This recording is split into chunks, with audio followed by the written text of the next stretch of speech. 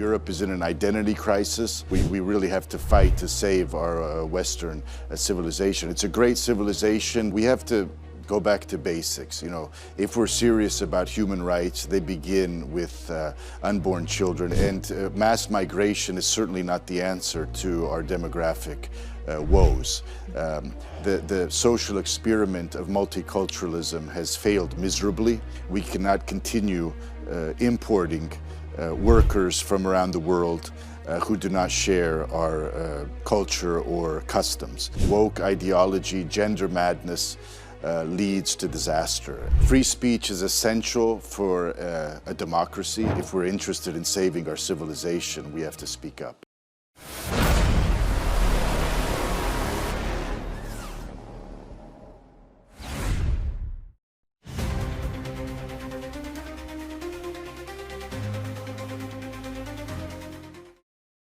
Thank you so much for taking the time. I know this has been a crazy busy week for you. If you could just give us a quick background of who you are, an American transplant into Croatia and now rising in political power. I'd love to hear a little bit more about your background. Well, thank you for inviting me. My name is Stephen Bartulica. I grew up in northwest Missouri, just north of Kansas City. St. Joseph is my hometown. It's on the Missouri River. Born in a family of Croatian immigrants. My father is a retired psychiatrist who settled in the Midwest. They both came from Croatia, and I learned the language growing up as a child in the Midwest, luckily. And in the early 90s, I ended up coming to Croatia to visit family. It was during the war. It was a very difficult time for the country, struggling to survive, trying to win its independence.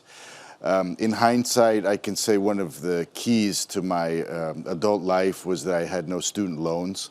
So I was out of debt and was able to stay in Croatia as a young American. And I later met my wife, got Croatian citizenship, and now I'm in politics. So I represent the wonderful country of Croatia here in the European Parliament. There's 12 MEPs representing Croatia.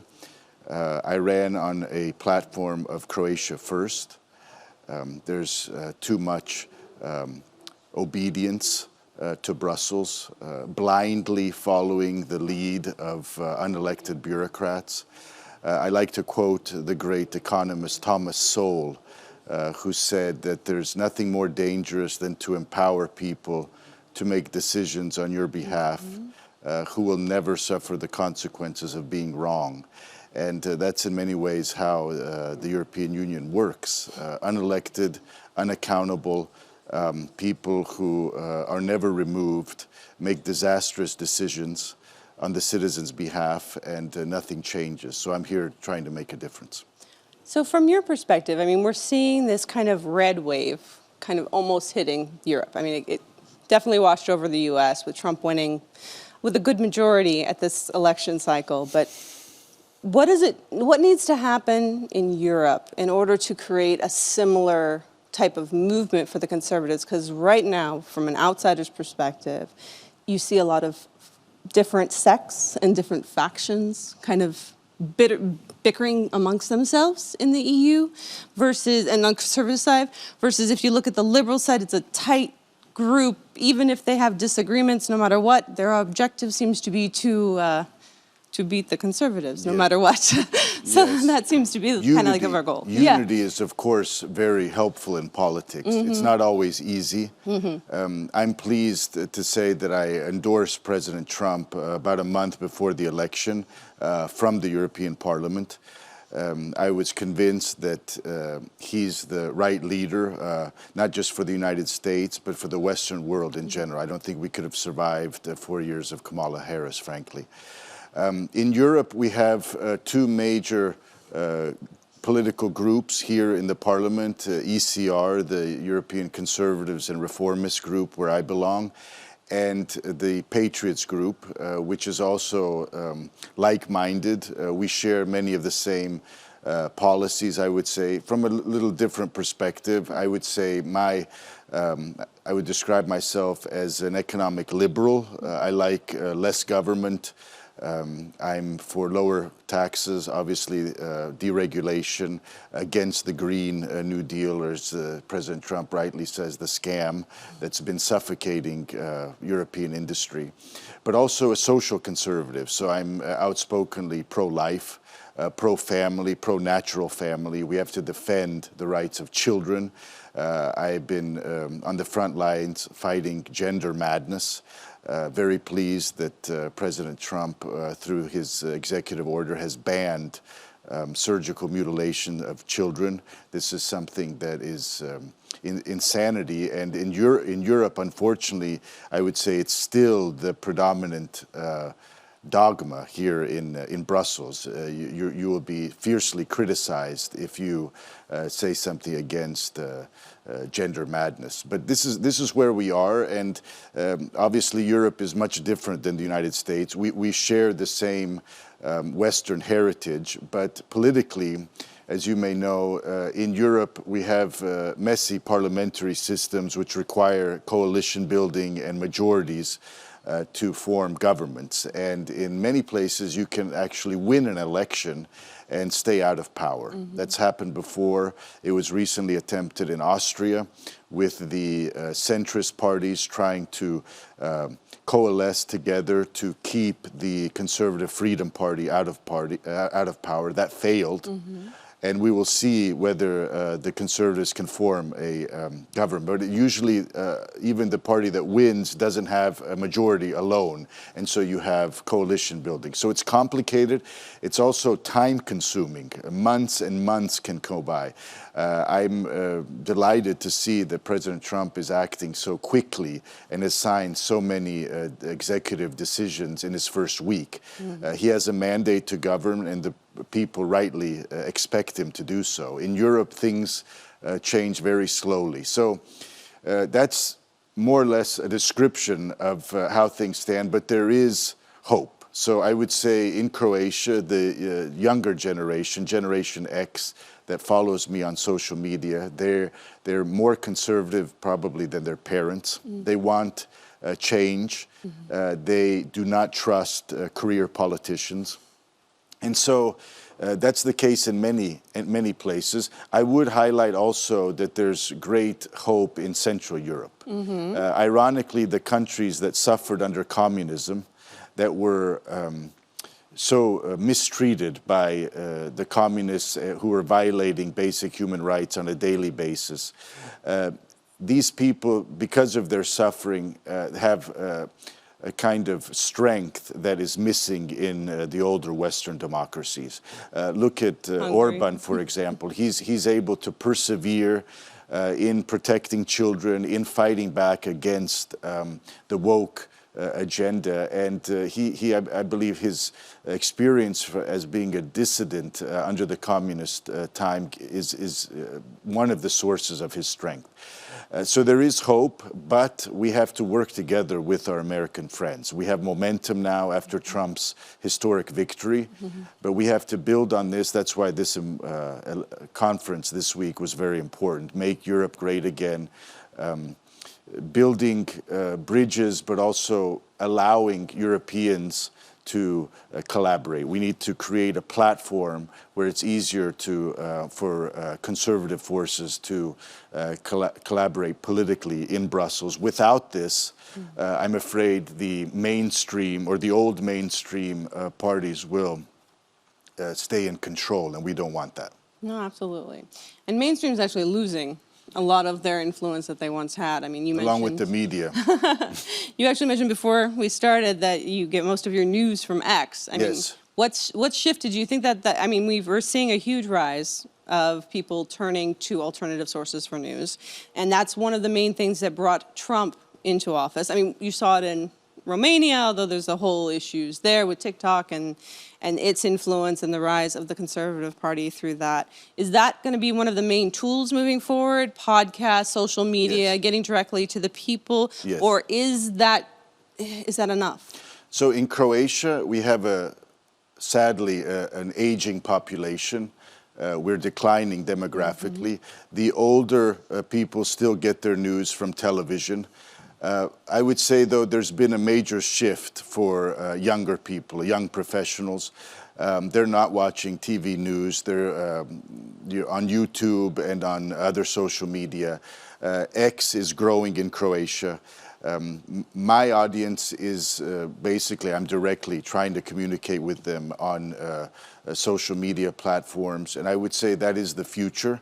The mainstream media is really, has been their bias and their lies have been unmasked to the point where there's no turning back. I think they're collapsing, and we're set for a new age in political communications. And I think this is healthy, actually. There's many young people with their own podcasts in Croatia, and maybe not with the reach of Joe Rogan, but they're trying. And I'm certainly taking time to appear on their platform. So.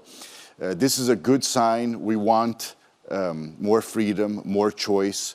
As I said, I believe in the judgment of ordinary people. I think that it's safe to say that in Brussels, many see themselves as masters, not as servants of the people. And that's why they like to censor speech. They like to regulate. And hate speech, by the way, which is very, very loosely defined, usually is speech that certain people hate. And these people are not conservatives. They want to maintain the status quo. And so this is not a healthy situation. We have to break through this. And I see just staggering hypocrisy among the elites here in Brussels who complain about Elon Musk, his alleged interference, and for decades they were quiet about Soros and his creation of an NGO empire in many countries which were directly influencing elections. So the hypocrisy cannot be concealed. And that's where we are. And I think we really have to fight to save our Western civilization. It's a great civilization, but first we have to, say out loud who we are. Europe is in an identity crisis. And so I'm trying to, leave a small mark here in Brussels. I never thought I would be involved in European politics, especially at this level. But that's where I am. And I'm very pleased that I can be a voice for ordinary people who want change. They're sick of the status quo. You mentioned the freedom of speech crackdown.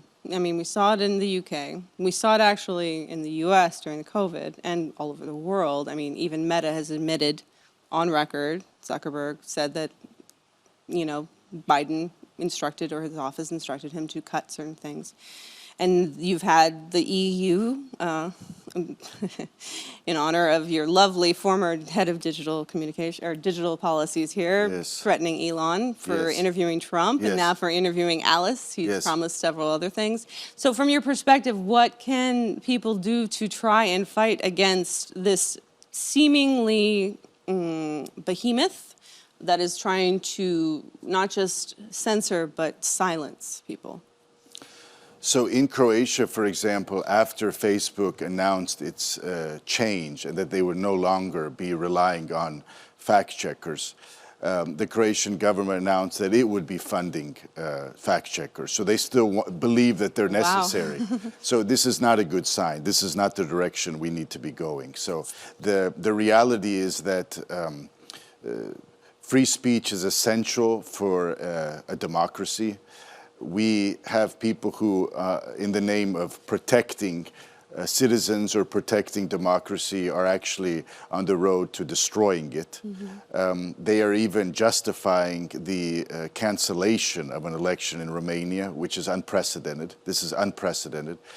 So ordinary people I think it's obvious to them what is happening, and the influence mm-hmm. of mainstream journalism is diminishing. I would say it hasn't disappeared, but it's diminishing, and we just need to persevere. The reality is, people want the truth.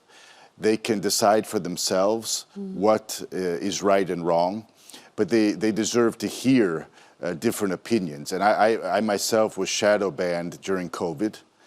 just for sharing opinions of, I would say, eminent physicians from the United States who were online sharing their experience with COVID patients, and this would be banned, or the fact checkers and the people responsible protecting us thought that this was inappropriate. And today, I would say these opinions have been proven correct. They're completely mainstream and not controversial. So we really have to draw the lessons from this. When we talk about political correctness and cancel culture, I think Trump's victory, we dodged a bullet, and it's very good that he not just literally dodged a bullet, but that he won the election. And, you know, communism, the legacy of communism, if we can conclude anything, it's that it was really cancel culture on steroids. You know, they would either put you in jail or even kill you if they considered you out of bounds or a threat to the power structures. And so we have to learn from that. And that's why I think there's a lot of hope in Central and Eastern Europe. They are not easily fooled. They've been subjugated to tremendous oppression in the 20th century. And so it's going to be an interesting time. But like I said, my colleagues here are very encouraged by Trump's resounding victory. And I think there's good times ahead for conservatives and people who are defending free speech. From your perspective, I mean, you mentioned Croatia put kind of a lockdown and decided to have their own fact. I hadn't heard of any country yet to do that, so wow. They're funding them. They're the first to fund fact checkers for Facebook. That's how do they justify this? In all honesty, I mean, it's the same way as the people who are behind the DSA. In Brussels. So it's the same kind of logic that there's disinformation everywhere, that various actors can manipulate public opinion through social media, and they, on behalf of citizens, have to act and protect us. That's basically the logic. Right. Well, they used, and correct me if I'm wrong, but they did use the DSA in order to allude to or influence the Romanian let's say, cancellation of the election. Yes. And there's been a threat that's been issued that said that they're going to do the same thing. Don't worry, we'll do the same thing in Germany if Alice wins and the AfD wins. It seems very dictatorial, if you want to say that. Of course. And also very anti-democratic. Of course. And also overreach in the EU, because at the end of the day, these are sovereign countries. Yes. Like, they're part of a union, but they do have their own, just like in the United States, every state has their own kind of sovereignty in some ways. How do they justify this? Like, it's curious. First of all, judges should not be making these decisions. So a majority of constitutional court judges should not have the authority just to cancel a presidential election and say we have to simply start over. That's not how the system should work. I still believe, like I said, as a conservative, in the judgment of ordinary people. So I remember there was a great line from William F. Buckley, the founder of National Review, and he was asked whether he would prefer to be governed by 100 faculty members at Harvard or the first 100 names in the Boston phone book. And he said the latter, ordinary people. He didn't trust the intellectuals. And in many ways, Europe is suffering from this. You know, I myself, as someone who grew up in the United States, believe that elections should be free and fair. They should have consequences, so we cannot just simply ignore the results of elections. Here in the European Parliament, for example, the Conservatives are on the rise, and we have now nearly a third of the seats in this Parliament. But the people in Brussels tend to ignore this reality and prefer to go about business as usual. A big problem in all of this is the Christian Democrat Party, this group, which is the biggest, which prefers to do deals with the left and the Greens, which doesn't make much sense, but that's the way they've been governing. And this is basically thwarting the will of the people. And so we need to wake up. I've said repeatedly that unless Europe changes direction and abandons these green policies, we will become irrelevant. So the share of Europe's economy in the world has been dropping significantly the last several decades, and people just simply are unwilling to recognize that we cannot continue.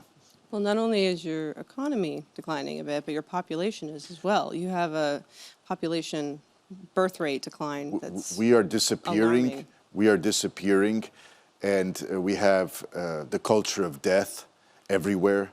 We have here many people consider abortion a sacred right. So we have to come back to basics, go back to basics. You know, if we're serious about human rights, they begin with unborn children. If you don't have a right to life, all the other rights you have on paper are meaningless. So it's a major fight, and mass migration is certainly not the answer to our demographic woes. The social experiment of multiculturalism has failed miserably. It's a disaster. And it's also part of the legacy of Angela Merkel from Germany. She famously invited a huge number of foreigners into Europe in 2015. This was not just poor judgment, it has caused tragedies throughout Germany. Violent crime is spiking. And so I think the average person realizes this. You can't hide this reality anymore. And it's the job of politicians to lead. We have to propose, you know, how to move ahead, and simply we cannot accept the status quo and pretend that things will get better. They won't. They're getting worse. And so, yes, demographically, we are a dying continent, and that's probably priority number one. We have to have more family-friendly policies and be frank about the culture. Woke ideology, gender madness leads to disaster. And if we're interested in saving our civilization, we have to speak up. The problem is that when the governments intervene or propose policies that try to increase or reverse the decline of birth rate, like if you look at South Korea or you look at Japan, they've been implementing these policies. It doesn't work. So, you know, I was talking to a politician earlier, and it has to. And I agree with this, and I think most people do, is that it has to be both a cultural approach as well as a policy approach. But how do you shift the culture to reflect that? Primarily cultural. I'm a father of four. There's no economic incentive that can really lead or motivate parents to have more children. You have to do it really out of a deeper conviction, and there has to be a willingness to sacrifice for your children. And this is a deeper question. It's not simply a political issue. It's a deeper question. And unfortunately, through messaging in mass media, but you know, just our culture in general, the value of motherhood, for example, has been diminished. This is something that needs to be said. We live in a society where churches are empty. They've become artifacts, almost museums to visit. Here in Brussels, some of them have been turned into nightclubs. So it's and the Muslims who are coming to Europe simply have contempt for this secular culture. They're rejecting it. They're not hiding how they see European society, and this is a huge problem, of course. But for me, as someone who was recently teaching at a Catholic university in Zagreb, obviously we have to educate young people, raise them to want to have their own families. This is something that I think is obvious. If a society is not willing to reproduce, then it's just a matter of time that it will disappear. But I'm not a fatalist. I do believe that it's possible to renew a culture, that Christianity has actually shown this in the past, that it's been a series of renewals through history. And so as long as people are allowed to live freely and organize themselves, I think there's hope, but of course there's a lot of responsibility on church leaders to speak up as well. It's not just a question for us in politics. You know, there's a lot of work for bishops and for priests and so on. So yeah, Europe can be proud of its heritage. I am someone who is a son of immigrants in the United States. They came willingly, they fled communism, my parents, and contributed to American society. I'm trying to do the same back in Croatia, and it's really worth fighting for. I think the achievements of Western civilization are second to none, and we should be proud of that. Many of our children are taught to feel guilty about the past. This is not the way forward. So anyway, these are huge issues, obviously, but I think, you know, we have to speak out about this and say that the left and the Greens, frankly, have more affection for animals and for the environment than they do for human beings. We have at the top of the European Commission a portfolio for health and animal welfare. That's where Europe is. They've lost the distinction between human beings and animals. They treat us at the same level, and no one seems to notice this. So it's just mass confusion at every level. Yeah. So from your perspective, what are the main, let's say, 3 issues as someone from Croatia that you're looking to address in the 2025, and even through MEGA maybe, building a coalition of some kind to help progress some issues that you have personally for yourself?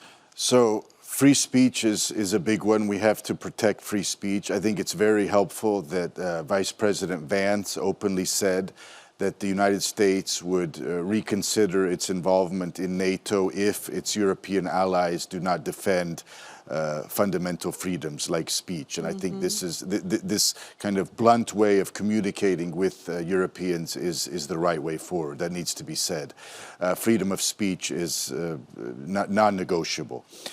Secondly, we were talking about demographics. We have to openly say that we cannot continue importing workers from around the world who do not share our culture or customs. This is not working, and so there needs to be a reset, perhaps a new family agenda. Enough with the green agenda. We have to focus on the family and put the needs of parents at our focus as politicians. Thirdly, I would say deregulation. So Croatia is the newest member of the European Union. We joined in 2013. Our economy is largely a service-oriented economy with a booming tourist industry. But the reality is these regulations in Europe are destroying our industrial base and making Europe non-competitive. So capital is moving elsewhere. We live in a competitive world, and it's simply a reality that we have to wake up and abandon this urge to hyper-regulate everything. And so Croatia has been following the lead of Brussels far too long. It's time to push back. That's how I see my role here, of being a voice for common sense and to speaking truth to power. The Commission, as I said, has an army of unelected bureaucrats who are permanent, and they have their own agenda, their own interests, and this needs to be called out. And it's simply, if Elon Musk succeeds with Doge in the United States, if he's able to downsize the federal government, we can learn in Europe, because these are universal principles. And I would add, by the way, the president of Argentina, Milei, who's been doing a fantastic job. Oh, Milei, yeah. He's actually been a leader for a lot of, or at least an example for a lot of countries looking to, you know, deregulate, shrink government, very libertarian in their perspective. Do you see the EU ever implementing a Doge department, well, like a department of efficiency? So I hope that it would be imaginable.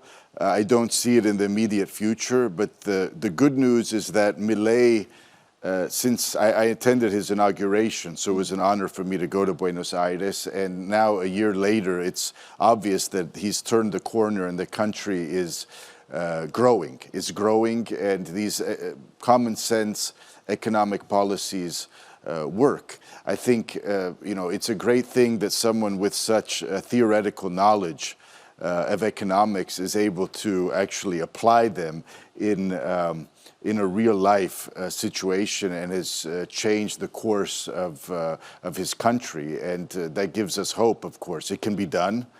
I think his success will spread throughout Latin America. There will be more leaders like him. I'm hoping. Jose Antonio Cast is a friend of mine in Chile. It would be very good if he was elected the next president of Chile, for example. Bukele. Yes, also a great leader in El Salvador who's changed the country and has led through courage.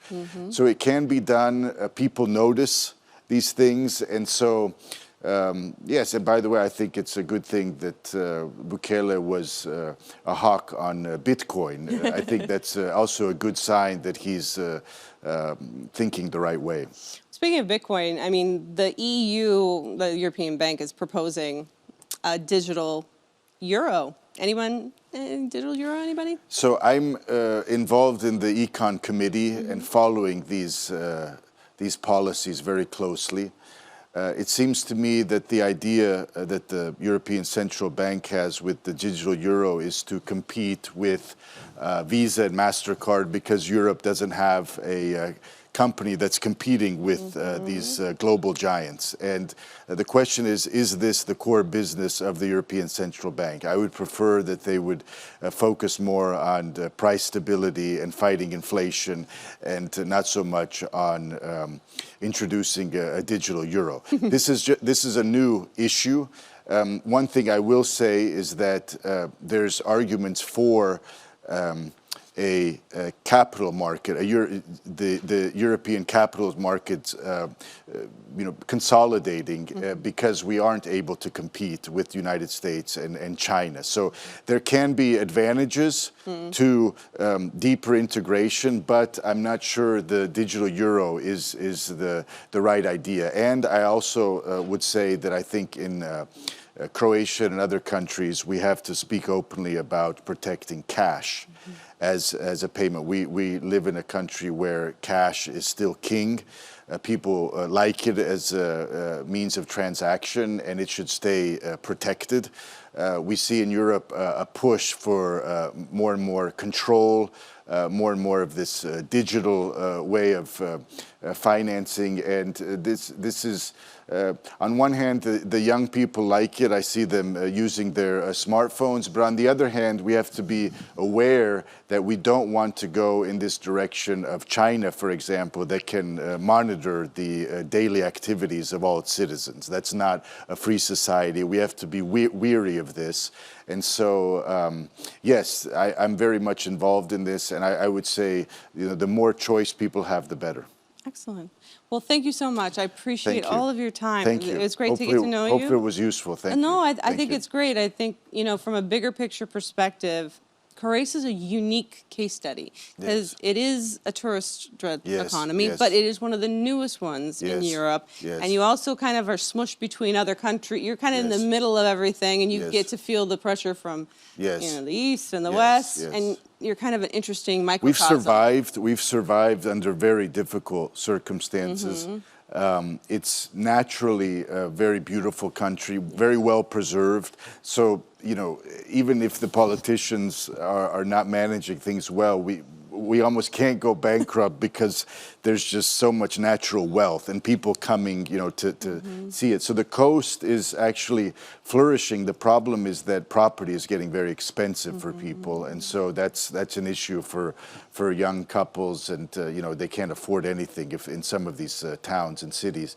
But the reality is we've lost so much of our population that we don't have a competitive labor force. So if we were able to attract a big company or a manufacturer who would want a plant in Croatia, I'm not sure whether we have the numbers, you know, the labor. It's a big problem, you know, 5, 10, 15 years from now, whether we can guarantee, you know, the labor force. So it is really the biggest problem we have is people, and we're an aging society. We didn't go into the social welfare model, but that is a huge worry here in Europe. We just can't sustain this. People are living longer, and when Bismarck started this state guaranteed pension, most people didn't live to accept the benefits. They didn't receive the benefits. They were living into their mid-50s. And so this model is it's not working. And so as a result, you have to import labor to keep the system going, and the people coming are not integrating. And so it's really it's like a ticking time bomb. It's just not working. This, and no one really wants to say things out loud or change things. They're very comfortable. In Croatia, for example, the health system, which the care is quite good, but it's still a monopoly. You pay in monthly payments, kind of like an Obamacare system, but a state monopoly is the one insurance. Mandated insurance, and so you have no choice. 16% of your gross salary goes into that, 16%. So it's a lot of money going into that, not by choice, you're forced, and there's just so much corruption and inefficiency. It's just one state, and so they try. There should be competition, but the reality is, there's a small number of people deciding on huge amounts of money in the system, and so it's not healthy. I'm not a fan of that. But when I raise it as a politician, there's no support. The left, completely, doubles down, saying that I'm only for, the rich, for ensuring, the wealthy, and the people on the right who have been running Croatia, the Christian Democrats, they're opposed to any reform. So you're alone. Yeah. It's just, common sense reform, but you get attacked, and it's, you just can't get much momentum for these changes. True leaders have to stand alone sometimes. You look at Trump, and he's definitely been that example. Well, he's really, when I have a tough day, I think of what he's endured, and it just seems like, like kids play compared to what's been thrown at him and so on. So. Well, thank God there's enough, reasonable Americans that the day after the election, I didn't say that, I forgot, but the day after the election here, in this building, people were just shocked. They were, you could just see their faces. They were just shocked. They couldn't believe that it was such a, resounding victory, and they just cannot hide their contempt. They're just, so that's the reality. That's the reality here, so.